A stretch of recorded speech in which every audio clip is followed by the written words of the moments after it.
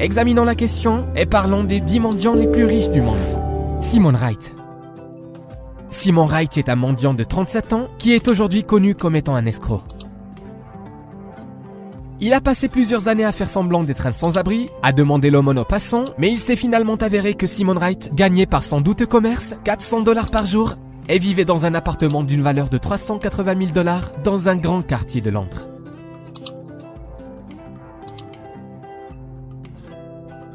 Chaque jour, Simon s'asseyait sur le trottoir à côté de l'agence de la National Westminster Bank sur Putney High Street avec un sac de couchage et tenant dans ses bras son chien Folly. Cependant, les passants qui faisaient l'aumône aux pauvres sans-abri vêtus de loques ignoraient que celui-ci gagnait $63 000 par année. À la fin de chaque journée, Wright ramassait l'écriton carton avec lequel il demandait de l'aide et rentrait chez lui à Fulham. Des voisins ont confirmé que Wright était un habitué des librairies, des arcades et des magasins où il échangeait ses pièces de monnaie sonnantes contre d'agréables billets de banque. Wright choisissait ses victimes parmi les gens qui encaissaient de l'argent au distributeur automatique et se comportait de manière extrêmement agressive et offensive lorsqu'on ne lui donnait pas d'argent. Certains lui faisaient l'aumône par peur car Wright n'hésitait pas à lancer son chien sur les passants. Il est tout de même étrange que ses victimes aient enduré le comportement provocateur du mendiant pendant si longtemps. Mais Wright a fini par être condamné par un tribunal pour trouble à l'ordre public et lui est désormais interdit de mendier. La pauvre millionnaire. Cette grand-mère pauvrement vêtue peut être croisée presque tous les jours à la gare de Andrew dans la province du Zhejiang en Chine. Si vous vous arrêtez près d'elle, elle vous racontera comment elle s'est, soi-disant, retrouvée à la rue et vous demandera de l'argent pour manger. Un jour, des employés de la gare s'étant lassés de son voisinage et voulant se débarrasser de la pauvre femme, tentèrent de la convaincre d'aller dans une maison de charité pour personnes âgées, des établissements peu nombreux en Chine. Mais à la surprise générale, il s'est avéré que la grand-mère vivait dans une luxueuse villa de 5 étages, possédait plusieurs magasins et que même des gens très riches pouvaient fort bien envier ses comptes bancaires. Les enfants de la femme sont également des gens d'affaires et par exemple, l'un de ses fils possède une grande usine. Demander l'aumône est simplement le passe-temps, plutôt étrange, de cette chinoise excentrique. Tous les matins, ses proches lui préparent un copieux petit déjeuner, mais la femme le refuse, préférant aller demander l'aumône.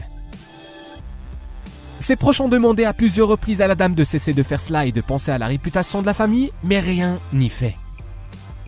Bien que l'argent qu'elle reçoit n'ait aucune valeur pour elle, elle se présente à la gare tous les jours à 10h et on repart à 20h.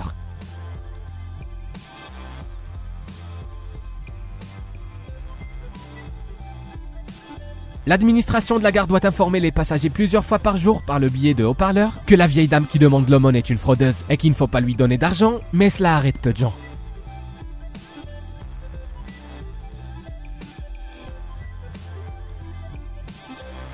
Fatima Othman. Une sans-abri de 50 ans, Fatima Othman, est morte dans une rue de Beyrouth. Pendant la guerre civile au Liban, la femme a été blessée, ce qui l'a rendue partiellement paralysée et l'a obligée à vivre dans une voiture de location pendant les 20 dernières années de sa vie.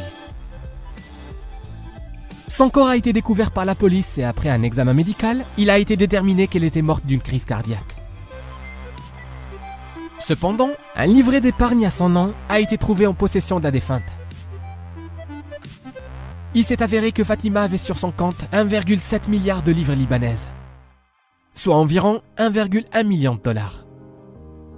Lors de la fouille de la voiture qui a servi de domicile à la pauvre femme, quelques 3 000 $ ont été trouvés. Les forces de l'ordre ont remis le corps de la femme à ses proches, vivant dans le nord du Liban. Les membres de la famille ne connaissaient pas le mode de vie de Fatima et ne s'attendaient pas à ce qu'elle ait pu économiser une pareille somme.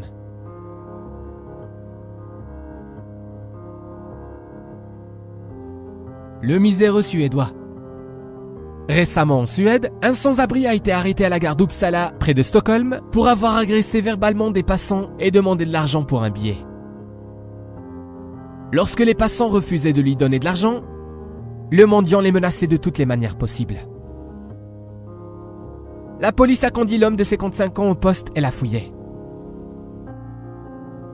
Ce qui a permis de découvrir dans les poches du sans-abri 5,5 millions de couronnes suédoises, soit près de 750 000 $. Selon le chef de la police locale, l'argent serait tombé des poches de la veste de l'homme au cours de la fouille.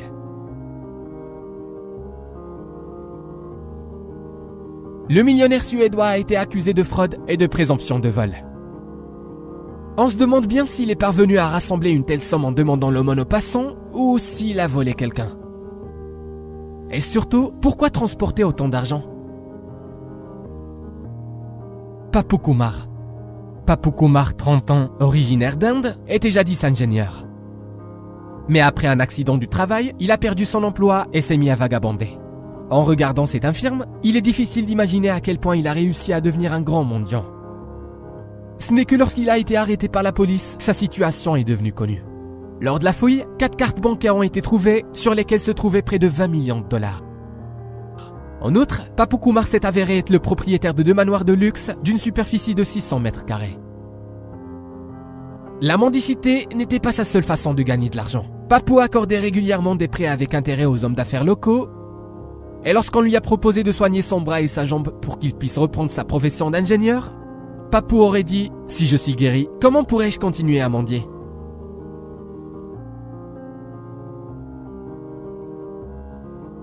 Bharat Jain. L'Indien Bharat Jain est le mendiant le plus riche du monde. L'homme de 50 ans gagne sa vie en demandant l'aumône dans les rues de Mumbai. Vous n'avez pas idée de l'argent qu'il a pu gagner en mendiant seulement 8 à 10 heures par jour. Bharat gagne environ 360 $ par jour. Il possède 2 appartements de luxe, dont un dans lequel il vit avec sa famille. Famille de gens d'affaires par ailleurs, il possède une petite papeterie qui vend des fournitures scolaires et qui produit un bon bénéfice. Mais ce revenu reste très loin de ce que rapporte le métier de mendiant. Bharat Jain figure donc toujours sur la liste des mendiants les plus riches du monde et en Inde, il est même au premier rang. La somme d'argent précise qui se trouve sur ses comptes bancaires n'est pas connue, mais elle s'élève à plus de 20 millions de dollars. Will Anderson. Devant l'échec de sa carrière de scénariste, Will n'a rien trouvé de mieux à faire que d'aller dans les rues et de demander l'aumône. Chaque jour, il s'assoit la main tendue sur le bord de la route avec son fidèle chien Riz qu'il a adopté pour attirer l'attention des passants. La plupart des gens aiment les animaux et le panneau « Aidez-moi à nourrir et à soigner mon chien » laisse peu de gens indifférents.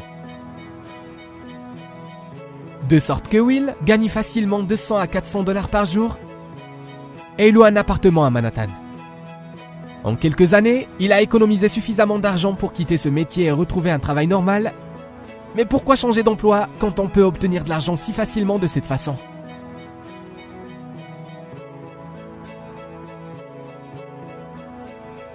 Jean-Marie Rougal. Un sans-abri de 47 ans qui mendiait dans les rues de Paris est devenu une célébrité en écrivant un livre à succès sur sa vie. Jean-Marie Rougal a vécu dans la rue pendant 25 ans, gagnant en moyenne 80 € par jour, ce qui était suffisant pour se nourrir et se loger. Il était fier que Jean-Paul Belmondo lui-même lui ait un jour donné 10 €. Aujourd'hui, après avoir vendu 37 000 exemplaires de ses mémoires « Je tape la Manche », l'ancien sans-abri est désormais fréquemment invité à la télévision. Une rencontre fortuite qui s'est transformée en amitié a complètement changé la vie de l'homme. Un jour, un passant a demandé à Rougal de surveiller son vélo pendant qu'il faisait ses courses sur les Champs-Élysées. Ce passant, c'était l'ancien ministre français de l'Intérieur, Jean-Louis Debré. C'est lui qui a aidé Jean-Marie à publier son livre. Cela semble incroyable, mais Jean-Marie est désormais une célébrité. Ses admirateurs aiment son livre et lui demandent son autographe, et les SDF de son entourage lui expriment leur gratitude, car son histoire a aidé de nombreuses personnes à changer d'attitude envers les pauvres. Grâce à ce livre, Jean-Marie a retrouvé son frère avec qui il n'avait plus de contact parce qu'il avait honte d'être tombé si bas. Son succès lui a également donné l'espoir de pouvoir réaliser son rêve d'ouvrir sa propre crêperie. Vous conviendrez qu'une histoire semblable est propre à insuffler l'espoir qu'il y existe encore des gens honnêtes dans le monde. Ted Williams. Ted Williams est le mendiant le plus riche des États-Unis et l'incarnation du rêve américain. Encore tout récemment, l'homme de 53 ans de Columbus, dans l'Ohio, était un sans-abri inconnu qui demandait l'aumône au bord de la route, alors que maintenant, presque tout le monde le connaît. Bon, pas tout le monde, mais beaucoup de gens. Il donne une interview après l'autre et gagne bien sa vie. Jadis, Ted travaillait comme annonceur radio, mais ses problèmes d'alcool et de drogue l'ont poussé dans la rue. C'est un journaliste local, Doral Chenoweth, qui a offert au clochard la chance de recommencer sa vie. le journaliste a rencontré le mendiant sur le bord de la route alors que celui-ci tenait un panneau disant « J'ai reçu un don de Dieu, ma voix. Je suis un ancien présentateur radio qui traverse une mauvaise passe. S'il vous plaît, toute aide sera acceptée avec gratitude. Merci et que Dieu vous bénisse. Joyeuses fêtes. » Après avoir lu l'inscription, le journaliste a décidé de donner $1 au clochard, mais pour cet argent, Ted Williams devait montrer son talent et laisser Chenoweth s'assurer de l'existence de ce don de Dieu. La performance de Ted a été filmée par le journaliste et la vidéo est rapidement devenue un succès sur YouTube. Bref, aussi improbable que cela puisse sembler, le lendemain matin, Ted Williams s'est réveillé célèbre. Maintenant, l'ancien sans-abri est très demandé et Williams a créé une association caritative qui porte son nom. L'idée est d'aider les personnes talentueuses qui ont besoin d'un soutien moral et matériel. Nous pouvons sans doute affirmer que le cas de Ted Williams est une magnifique illustration de l'expression « tout est possible ».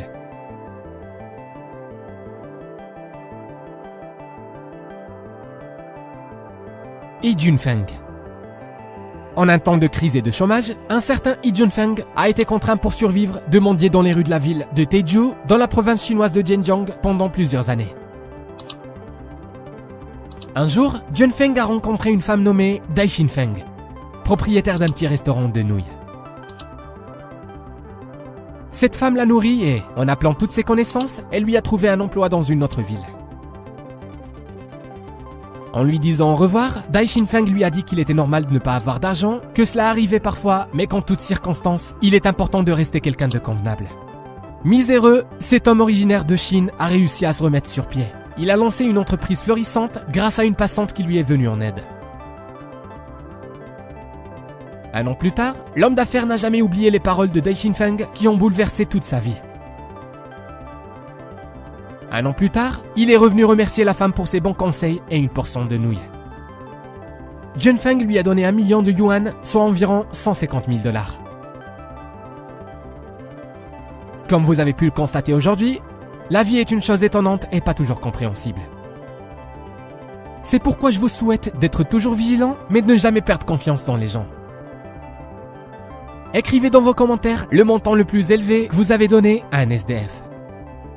Et si la vidéo vous a plu, alors abonnez-vous à notre chaîne.